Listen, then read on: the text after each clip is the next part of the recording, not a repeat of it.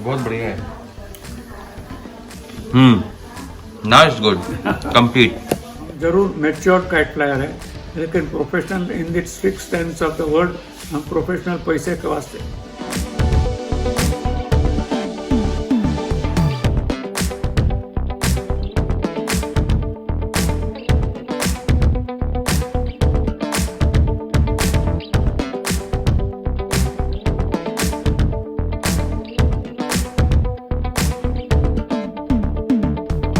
भाई कापड़िया हमारे गुरु है। 1989 से मैं उनको पहचानता हूँ। तो आपका पूरा नाम क्या है सर? मेरा नाम दिलीप राघवजी कापड़िया। मेरी एज 87, 88 रनिंग। ग्रेट। आपने पहली बार पतंग कब उड़ाई? पहली बार पतंग मैंने मेरे ख्याल से 1936 में उड़ाई गई, 4 साल की उम्र में। जब भी हम लोग सिक्का नगर बोल के एक हाउसिंग कॉम्प्लेक्स है, हाँ, वहाँ हम लोग रहते थे। और ऊपर छत पे बोल तो उसमें कॉम्प्लेक्स में मेरे ख्याल से 5-7 बिल्डिंग होगी। और पतंग जैसे आपके लखनऊ में हर छत पे उड़ती है वैसे उड़ती थी। दिवाली से शुरू हो जाती थी और संक्रांत के बाद बंद हो जाती है। बम्बई की खासियत है, दोपहर को 2 बजे के बाद ही पछातिया चलता है, जब भी पतंग उड़ाने का मजा आता है। तभी पतंग उड़ाई। एक आदमी था जो बाद में हमारा उस्ताद बन गया, हमको बहुत सारी बातें बताई। पीरू भाई बोल का नाम था, पीरू उस्ताद। यहाँ बॉम्बे में पतंगे उस वक्त आती थी, कैसे आती थी और कहाँ से आती थी बॉम्बे में पतंगे? बॉम्बे में पतंगे लगभग बरेली से आती थी। यहाँ बरेली के काइट डीलर व्यापारी एक वो थे, बरेली से लाते थे। दूसरे लखनऊ वाले थे हमारे शाबान भाई। बॉम्बे में एक्चुअली छतों के पतंग उड़ाने के 2 सीजन है। एक अगस्त महीने से जैसे बारिश थोड़ी हल्की हुई तो वो हो जाती है, वो मुसलमान एरिया सबब में वहाँ उड़ती है। और दूसरी, और हम लोग गुजराती मारवाड़ी लोग के सीजन वो दिवाली में होती है। तो 2 सीजन का वो लोग को, ट्रेडर लोग को फायदा मिलता था। तकरीबन 80 साल पतंग उड़ाई। तो ये 80 इयर्स के अंदर आपने कौन कौन से मांझे उड़ाए और मांझों के अंदर जो डोर होती है उसके अंदर क्या चेंजेस आए? तो बचपन में तो हमको मालूम नहीं था ये 30 नंबर का मांझा कंपटीशन में माना जाता है, ऐसा वैसा। तो हम लोग जेपी कोर्स का 18 नंबर यानी और 24 नंबर है 30 नंबर से थोड़ा मोटा, और 18 नंबर उससे भी मोटा है। तो वो मांझा आता था बॉम्बे में और व्यापारी लोग वही लाते थे। 30 नंबर का कोई समझता नहीं था, बहुत कम लाते थे, 2-4 चरखी होगी तो। लेकिन ज़्यादा ये खपता था, और सबसे ज़्यादा 10 नंबर या 8 नंबर मोटी डोर खपती थी। तो वो डोर वो लोग यहाँ सुतवाते थे। यहाँ सूतने वाले बहुत थे। बॉम्बे में मांझा सूतता था? बॉम्बे में थे मांझे सूतने वाले। मतलब जैसे आज की डेट में क्या होता है कि पतंगों के उस्ताद कहते हैं कि ये पतंग उस्ताद हैं, वो पतंग उस्ताद हैं। तो क्या आपके टाइम पे भी ऐसे उस्ताद हुआ करते थे? हाँ थे। एक तो जो बाबू खां मशहूर थे, और अभी भी मुन्ने मियाँ बोल के बरेली में है मशहूर, उसके उस्ताद साहबजादे मियाँ। अच्छा। वो बरेली के थे, उसकी पतंगे मुंबई में आती थी। कोई अली नवाब नाम सुना है आपने? अली नवाब सान आज बहुत फेमस है, वो हमें लखनऊ के है। उनकी पतंग हमारे कैप्टन गोल्डन काइट क्लब के अब्बास भाई उसके आशिक है, और पतंग बड़ी अच्छी है, उसकी जुड़ाई भी अच्छी है। और अब्बास भाई लाते तो मेरे को भी देते, मैंने भी वो पतंगें उड़ाई। मुरादाबाद टूर्नामेंट में हम 77 में गए, तो हम तो नहीं जानते थे कौन सा प्लेयर कहाँ का अच्छा है, लेकिन हम पूछते थे लोग को ये अच्छा कहाँ से लड़ाता है। बोलते ऊपर का है, तो हम बोलते थे उसको ऊपर ही से बुलाओ, और उसको भी हम दाद देते थे। कोई बोलता ये नीचे का अच्छा, तो बोलो नीचे से बुलाओ। वैसे हमने लास्ट तक वैसे लड़ाया, और लास्ट में शो मैच हुई तो हाँ, फाइनल में हमारे सामने दिल्ली की टीम थी, हीरो काइट क्लब। सत्तू वजीर की टीम ऐसे बोल रहे थे, 2 भाई थे और तीसरा प्लेयर एक दूसरा था। तो सत्तू नीचे का प्लेयर था, वजीर ऊपर का, दोनों को अपने अपने पेज दे दिया था। शो मैच में भी यही काम हुआ। वो मेरे पास स्कोर कार्ड है, उसमें लिखा है आखिर पेश। हाँ, आखिर पेश हमारे तीसरे प्लेयर रईस भाई थे, उसने लड़ाया। जब भी फाइनल में एक प्लेयर को 6 पतंग थी, यानी टीम की 18, हमने 12-18 से काटा उसको। 12-18 से हाँ, काटा है। लंबे फासले से। तीसरा प्लेयर कौन था सर आपकी टीम में? थर्ड प्लेयर कौन था? वसंत भाई ठक्कर बोल के थे। वसंत भाई का इंतकाल हो गया। तो आपको मंजा याद है किस मंजे से आपने काटा था? मंजे का ऐसा है, हम लोग बरेली गए थे, जब भी वो टाइम में मंजे में दो उस्ताद फेमस थे, चुन्नान उस्ताद और अली मोहम्मद उस्ताद। हम लोग अली मोहम्मद उस्ताद के मांझे को मानते थे। दुनिया के और हिस्सों में जैसे अपने यहाँ भारत में खींचतान की, काइट कटिंग की शौक होता है, विदेश में कैसे होता है और उसे क्या वर्ड दिया जाता है? अगर कुछ आपको याद हो तो बताना चाहें तो। विदेश में पतंगे जो है, पतंग उठती है हवा की वजह से। हवा नहीं रहेगी तो पतंग उड़ेगी नहीं, पहली बात। तो हमारी इंडियन पतंग जो है, यहाँ मीडियम हवा चल रही है, तो हमारी पतंगे सब कागज की बनती है। टाइट हवा होगी तो ये पतंगे चलेंगे नहीं। तो जहाँ जहाँ टाइट हवा है वहाँ वो लोग ने रास्ता निकाला है। रिपस्टॉप नाइलॉन बोल के एक मटेरियल आती है, कपड़े की पतंगे बनाते हैं, और वह ये बाम्बू छिलने का काम, टट्टा बनाने को वो लोग को जमता नहीं है, न तो वैसा मांस मिलता है। तो वो लोग ने उसका सब्स्टिट्यूट निकाला है कार्बन रॉड। कार्बन रॉड निकाला है, और जैसे प्लम्बिंग के टी यू कपलिंग ऐसे जॉइंट्स आते हैं, वैसे रेडीमेड प्लास्टिक के जॉइंट भी वहाँ मिलते हैं। तो जब भी वो लोग पतंग बना लेते हैं, और वो लोग की पतंगें geometrical design centimetre to centimetre रहती है। वैसे हांगकांग की पतंग बहुत छोटी रहती है, और वो लोग पतंग जो उड़ाते हैं इतनी छोटी कि उसमें वजन नहीं रहता है खास। वो पतंग की उसकी चरखी जैसे अपना वायरिंग का स्पूल कैसे रहता है, उसके ऊपर मांझा रहता है उसका, और बीच में लंबी डंडी रखते हैं, और यहाँ पर रबर का पैड पहनते हैं, और पैड के ऊपर ऐसे ऐसे करके चरखी लपेट लेते हैं, ऐसे ये करके। अच्छा। इतनी स्पीड से लपेट तो पूछो मत, अपन खींच के उसका मुकाबला नहीं कर सकते। अच्छा। और इंडोनेशिया की पतंग है, उसका स्पेशल पेपर आता है। और वो लोग जो काम ठंडा, उसका बांस बहुत अच्छा है, लेकिन वो अपने जितने लंबे पेज में काम नहीं, वो लोग के लिमिट लंबे लंबे रहते, अपने जैसे लंबे लेंगे। और कोरिया की पतंग है, वो लंबचौरस यानी रेक्टेंगल वो रहती है, ये भाग कम और ये लंबा ज़्यादा, और उसको इतनी 4-5 तिलियाँ रहती है, और इतने वजन के वजह से उसको वो लोग ने रास्ताने के बीच में होल बनाते कि हवा पास जावे, हो जाए और पतंग कंट्रोल में। और वो लोग की भी स्पेशल चरखी है, वो लोग हाथ में ऐसा ऐसा ऐसा ऐसा करके चरखी से ही लपेटते, हाथ से नहीं उड़ाते। कोरिया? हाँ, कोरिया।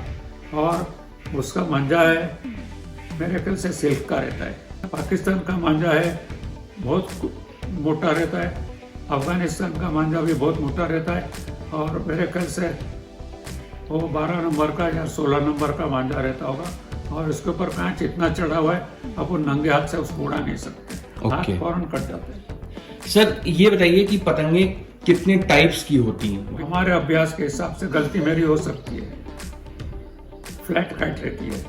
फ्लैट काइट में जैसे अपनी एक नंबर की पतंग है फ्लैट काइट। फ्लैट काइट एक नंबर फ्लैट काइट है, जो अपने अपने इंडिया में पतंग एक फाइटर काइट है। और बड़ी बड़ी पतंग में भी उसको स्पाइन यानी ठड्डा रहता है और कमान रहती है। पहले कार्बन रॉड है, वो समझो रूम के बदली इतनी बड़ी भी हो सकती है। रूम के बराबर?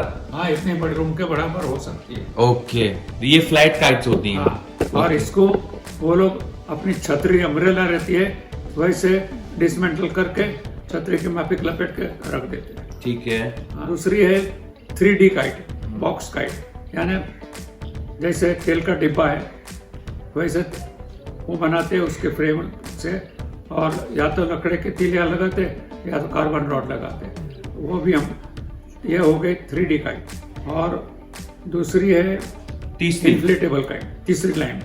इन्फ्लेटेबल है जैसे गुब्बारा। तो बड़ी बड़ी पतंगे अपने रूम के जितनी भी रहती है, छोटी भी रहती है, तो उसके अंदर वो लोग एयर वेंट के होल्स बनाते और बाहर उस तरफ हवा निकलने के भी होल में, जब भी वो बैलेंसिंग करते। ये बड़े एक्सपीरियंस की बात है ये पतंग बनाने की। तो उसको और फिर उसको सुतल करने बोलते हैं, ब्राइडल 2 कन्ने नहीं रहते, वो 8, 10, 12 रहते, इधर उधर खींच के बनाते। तो इन काइट्स का क्या यूज होता है जो आपने तीसरे? ये जो पतंगे है बॉक्स काइट, और ये वो पेश में नहीं चलती है, वो रस्सी के ऊपर उठती है, डेकोरेट द स्काई। तो हम भी उड़ाने वाले हम पकड़ के बैठ जाते हैं, और देखने वाले भी वहाँ दूर से देखने आते, वाह वाह हो जाती है, पतंग उतार लिए, और वही पतंग सालों तक चलती है और रस्सी पर उड़ती है, मांझा नहीं लगता। क्या वहां पे भी मास्टर्स होते हैं इन काइट्स को बनाने के? बहुत सारे मास्टर्स है। हाँ। जैसे अमेरिका में है, मेरे ख्याल से जॉर्ज पीटर्स है लीडिंग काइट मेकर, वो मेरे ख्याल से फ्लैट काइट्स बनाता है। ओके। और इन्फ्लेटेबल काइट्स में मेरे ख्याल से इसका हाथ पकड़ने को वाला कोई नहीं, कौन, न्यूजीलैंड का पीटर लिन बोल के है। अभी उसने शागिर्द भी कितने बनाए, और कहीं कहीं फ्रेंचाइज भी दे दी, और चाइना को भी ऑर्डर देता भाई ऐसे पतंग बनाओ, लेकिन वो खुद के हाथ की पतंग जो है वैसे कोई नहीं। और पतंग जो उसकी इन्फ्लेटेबल उड़ गई, फिर उसके ऊपर बीच में टेडी बेयर लगाता है, मछली लगाता है उसके रस्सी के ऊपर, यानी वो भी इन्फ्लेटेबल रहती, वो उड़ते रहती। गुजरात टूरिज्म का फर्स्ट इंटरनेशनल हुआ, वहाँ 5 से 7 अमेरिकन लोग आए थे, उसमें कोई रिपीट हुआ, कोई नहीं हुआ। तो उसके बाद सेकंड में और भी बढ़ के 12-15 हो गए। तो ये लोग जाके अपने अपने कंट्रीज में बोले हो गए भाई यहाँ से ये आदमी को बुलाओ। तो वो लोग के रिकमेंडेशन से मेरे को पहला मौका मिला कनाडा जाने का। किस ईयर में? 94 event was international kite festival, हाँ, काइट शो।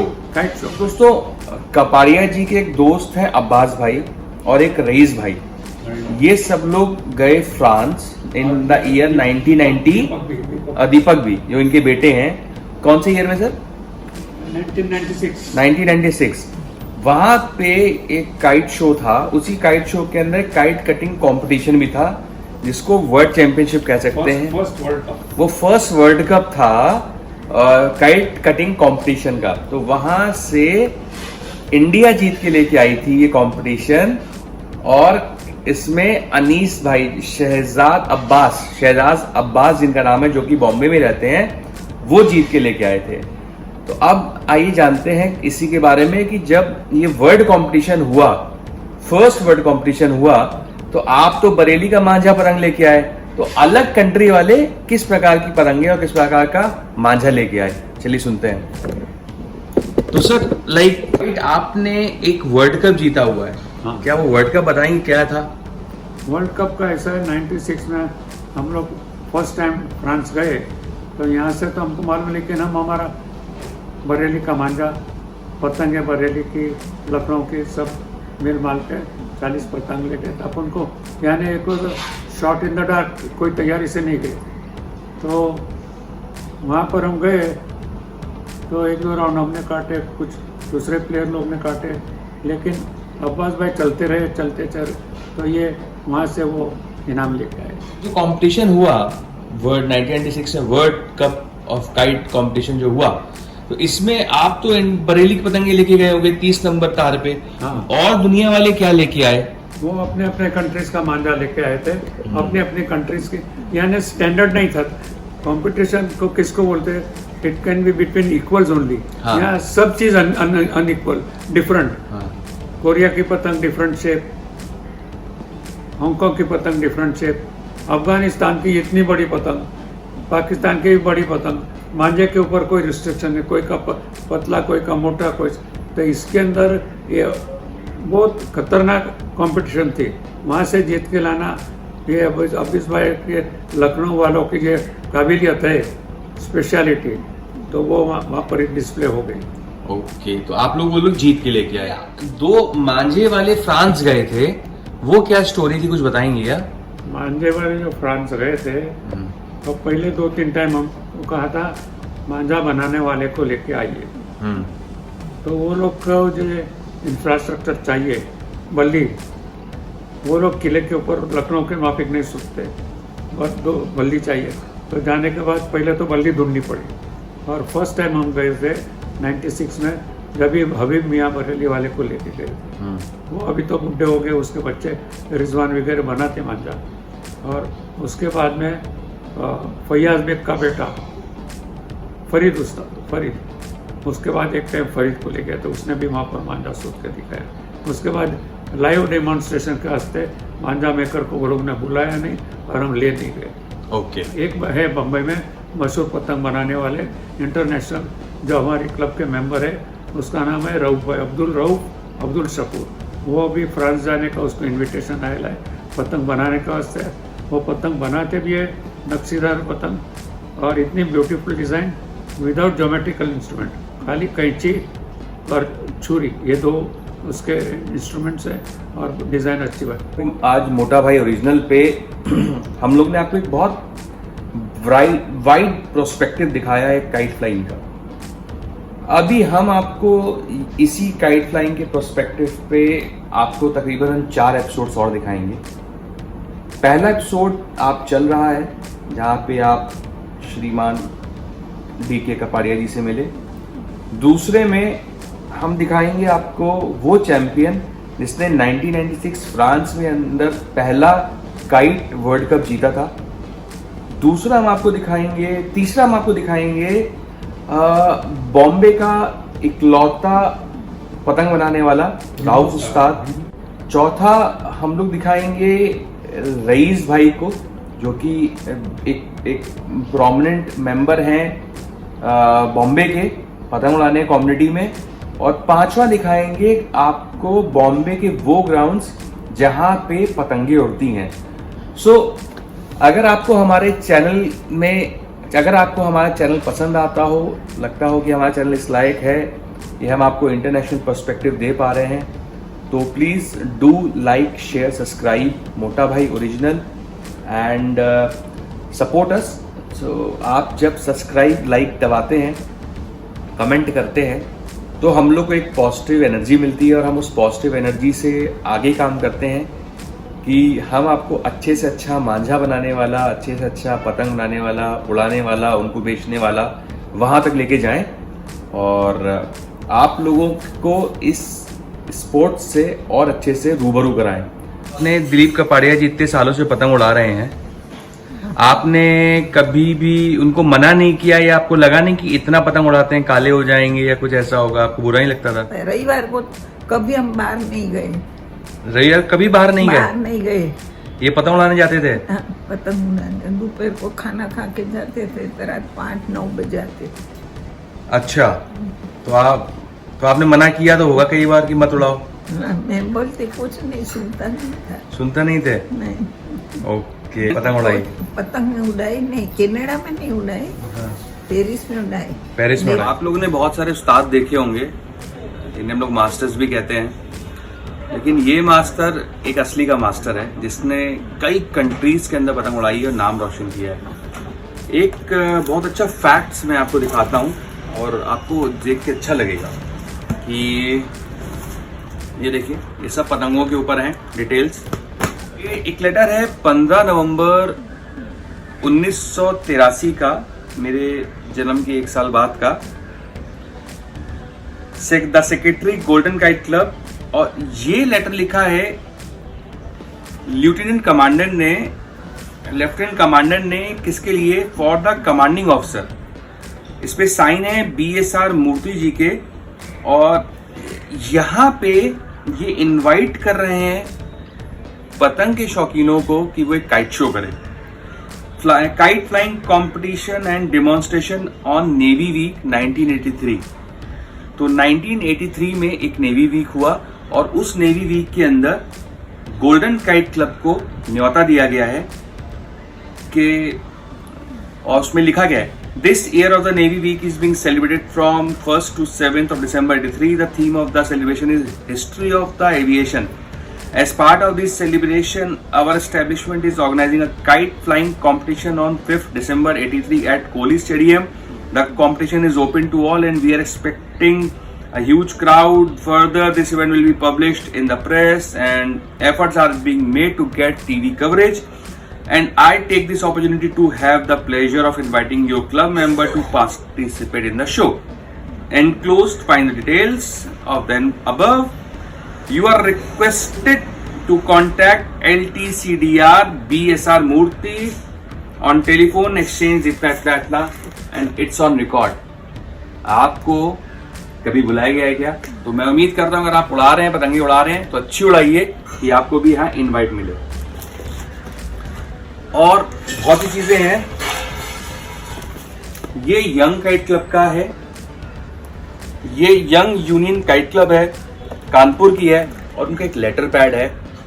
वहां पे ये लेटर है 1977 का, जिसके अंदर 1977 के गोल्डन काइट क्लब को, जो कि विनर था उस टूर्नामेंट का ऑल इंडिया का, उनको इनवाइट किया गया सेलिब्रेशन के लिए। और इनवाइट करने का तरीका आप देखेंगे क्या?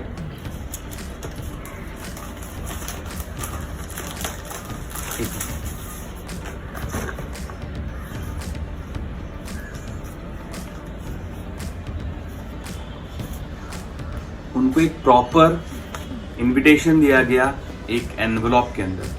सो this is a standard of a kite competition. English में, हिंदी इंग्लिश इसी में भी, but see the neatness. Rais Ahmad, Dilip R Kapadia, Vasant G Thakar have the pleasure of inviting you to celebrate their victory at the 4th National Kite Flying Championship held at Moradabad 1977. Day Sunday 10/4/77. Place Terrace of Raghavji Niwas, Daya Seth Road near Babulnath Temple, Chopati, Bandstand, Bombay. Time भी है, Golden Kite Club invitation दे रहा है। So this is a great standard।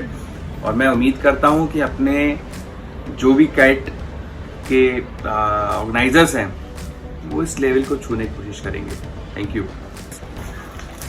Director of culture affairs letter लिख रहा है और request कर रहा है कि आप पार्टिसिपेट करें एक काइट इवेंट के अंदर। सो ये उपलब्धियां हैं पतंग के शौकीन के लिए। ये कैडबरीज वालों ने एक काइट शो ऑर्गेनाइज करा बच्चों के लिए, उसका लेटर है, रिक्वेस्ट लेटर, ये आप ज्वाइन करें। Letter from Germany to take part in kite shows। Mentally retarded बच्चों का एक स्कूल है जो कि स्पेशल बच्चे होते हैं, उनके लिए भी काइट फ्लाइंग किया गया था। तो उनकी तरफ से ये एक पोस्ट कार्ड बनाया गया है, थैंक यू लिखा गया है और उसका एप्रिसिएशन लेटर। वैसे तमाम लेटर हैं इस डायरी के अंदर जो कि कापड़िया जी के खूबसूरती को बताते हैं और उनके प्यार के, पतंग के प्यार को बताते हैं। मैं उम्मीद करता हूं कि आप लोग भी ऐसे ही पतंग उड़ाएं और कापड़िया जी के मुकाबले तक पहुंचे। Thank you. ये एक चरखी है जो कि अब नहीं बनती, ये पटना के अंदर बनती थी पहले, पटना में। अब इसका मैन्युफैक्चरिंग नहीं है, बट एटलीस्ट मुझे लगता है कि 40 साल पुरानी तो है ही है। अगर आपके पास भी हो तो आप मोटा भाई के चैनल पे लिख सकते हैं और मुझे आप व्हाट्सएप पे फोटोग्राफ शेयर कर सकते हैं। तो दोस्तों ये भी पतंगे ही हैं। कमल बना हुआ है इस पे। ये एक पतंग है, इसके अंदर पीछे अलग अलग पॉइंट्स पे ये तीली और कमान ठड्डे जुड़ते हैं और ये पतंग हवा में जाके इन्हीं के सहारे चलती है। तो ये इसमें कमल बना हुआ है, ये देखिए स्टिचिंग हुई पड़ी है इसके अंदर, ये कलर हुआ पड़ा है और ऊपर जाके ये एक लोटस के रूप में शेप ले लेती है और आपको एक हवा में लोटस दिखाई देगा। इतनी सारी कई पतंगे और हैं। तो ये रोकाकू काइट है और ये एक जापानीज काइट है। क्या आप गेस कर सकते हैं इसमें क्या डिजाइन बना होगा? तो ये इसकी कमान होनी चाहिए, कमानी या ठड्डा। फ्रेंड्स ये है इंटरनेशनल काइट रोकाकू, जापान से। इसमें एक कबूतर बना हुआ है, उसके मुंह में एक पंखुड़ी है। ये निशानी है शांति की। तो मैं रिक्वेस्ट करता हूं अपने सभी व्यूअर्स से और अपने सभी देशवासियों से, और यूक्रेन के लिए और रशिया से मैं रिक्वेस्ट करता हूं कि वो प्लीज शांति में चलें। पीछे से ब्लू कपड़ा नहीं दिखेगा, तो ये बहुत डिफिकल्ट है और कितनी एक्यूरेसी है। कोई पेंटिंग नहीं है, कुछ नहीं है, ये कपड़ा काट के अलग डिजाइन से बनाया गया है प्रिसाइसली। और आप उम्मीद कर सकते हैं अगर ये पतंग उड़ेगी तो कितना लोड लेगी। इसके ये कन्ने हैं,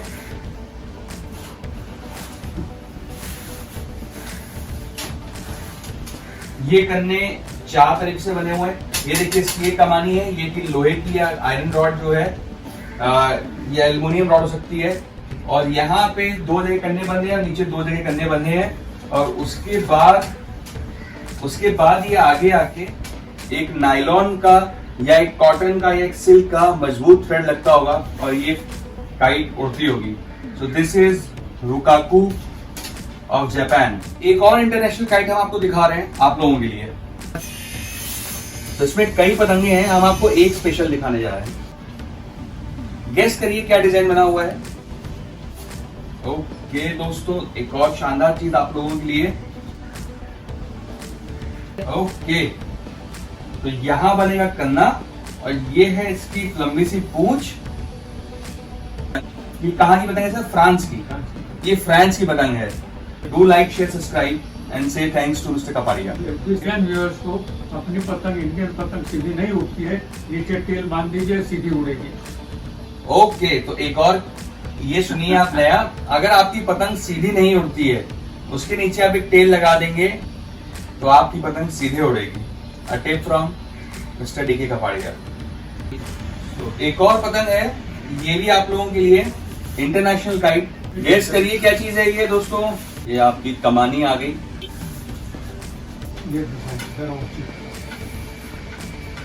ये एक और है डेल्टा काइट और ये शायद एक ऑक्टोपस है कि इतनी लंबी पूंछ। तो इंडियन बच्चे जो है वो अपने फादर से जिद कर सकते हैं कि डेल्टा काइट दिलवाएं। सो एक और यूनिक इंटरनेशनल काइट आपके लिए। कोई पेंटिंग नहीं हुई है। No patch work. ये सोच सकते हैं कि आप कितना डिफिकल्ट होगा हर कलर हर जॉइंट को जोड़ने के लिए। इसमें स्ट्रेचिंग की हुई है। और इसे क्या कहते हैं सर? ये बहुत कैटेगरी। ये कहाँ की है? ये फ्रांस की है। ये भी यूरोपियन कंट्री की एक यूरोपियन कंट्री की पतंग है। सो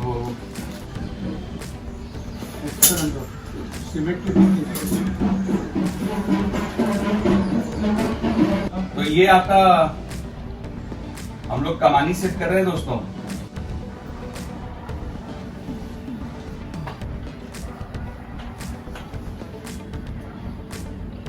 गोल्डन काइट क्लब, सबसे बड़ा कमानी और सबसे बड़ा खड्डा इंडियन स्टाइल काइट।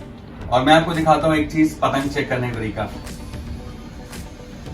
अपने हाथ में आपको ऐसे लेनी है और दोस्तों ये पतंग बहुत अच्छी लड़ेगी। आप इससे ऑल इंडिया कितनी बार जीत सकते हैं। और तो इसका ठड्डा है, और इसका ठड्डा है कि अगर कोई आपके तंग कर रहा हो तो इस ठड्डे को निकाल के आप उससे उसकी पिटाई भी कर सकते हैं। सो this is a classical example of Indian kite love.